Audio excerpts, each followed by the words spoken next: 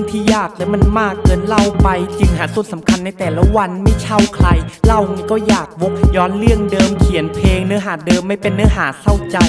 ถึงพระผู้เป็นเจ้าลูกต้องขอพรเท่าใดฤทธิ์ของสวรรค์ถึงหันหลังมาเข้าใจทุกวันนี้ฟันฝ่าแทบอยากเป็นเท่าไฟยังดีพระองค์จะดีให้คนคอยห่วงและเฝ้าใยแม้เป็นอย่างนั้นทางฉันยังต้องฟันฝ่ากับวันร้ายๆเรื่องแย่ๆที่ลำบากบีดอัดสวยใสแต่ยังมีหนึ่งคำสาปว่าแลบฉันไม่ตำเทมันจะคงวังเวงเป็นคำขาดทุกคราวทุกครั้งที่ท้อการทำเพลงคือคำตอบทุกคราวทุกครั้งที่แพ้ที่แน่ๆมีคำหยาบทุกคราวทุกครั้งที่ร้องอย่าขี้ฟ้องเป็นอันขาดเพราะว่าในโลกเสมือนจริงมึงอาจโดนยิงกับอากาศ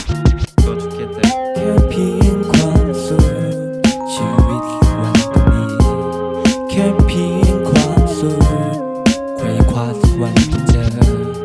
วันนี้ลำบากและอีกนานแต่เพื่อฝันที่หวังที่ไฟมันจะไกลได้ยากแค่ไหนในสิ่งที่ฉันทำและฉันนั้นริเริ่มบอกจะเชื่อใหม่ว่าความหวังมีเพิ่มใจสู้ตลอดมาบ้าบังคามีเหินทว่าหากทำดีรุ่นหลังจะมีสันมีเสริญพองนี้จึงใจมั่นและตั้งใจตลอดมาแม้ใครมั่นมาจากไหนแค่บอกลา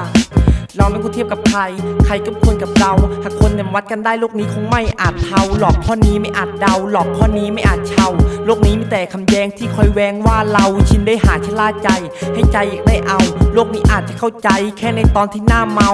งั้นอย่าหวังเลยเอาให้อย่าช้ำงั้นอย่าทำไรให้ผิดหวังอย่างนั้นงั้นนอนเฉยๆเฮ้ยอย่ารั้นคนที่ไม่ผิดหวังคือไม่ทำอะไรเลยอย่างฉันคนนี้นี่แหละ